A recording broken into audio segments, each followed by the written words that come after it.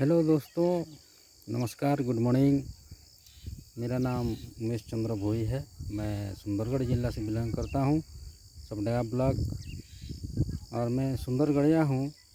मैं सुंदरगढ़ी भाषा में बोलूँगा, ये गलत नहीं होगा, तो मैं सुंदरगढ़ी भाषा में बोलना चाहता हूँ। इरा आमर खेती बाड़ी काम चली धान कटा काम आपण मैंने देखिपे। इटा आमर गाँव किसी अंचल है जेनटा कि माने खेती बाड़ी काम जोरसोर चली। आमर तो मुख्य चाष हो धान चाष, जेनटा कि आमे माने इटा फसल करथिलु एबे काटुछु। तारपरे आमे इटा कि आमे गुटे जगह रे करबू आ सेटा कि आमे माने पिसे करी आमे घर के नबू। धन्यवाद दोस्तों। आउ मोर फास्ट वीडियो है, आपण माने इटा कि सब्सक्राइब करूँ, लाइक करूँ, शेयर करूँ। बहुत बहुत धन्यवाद सांग माने। नमस्कार।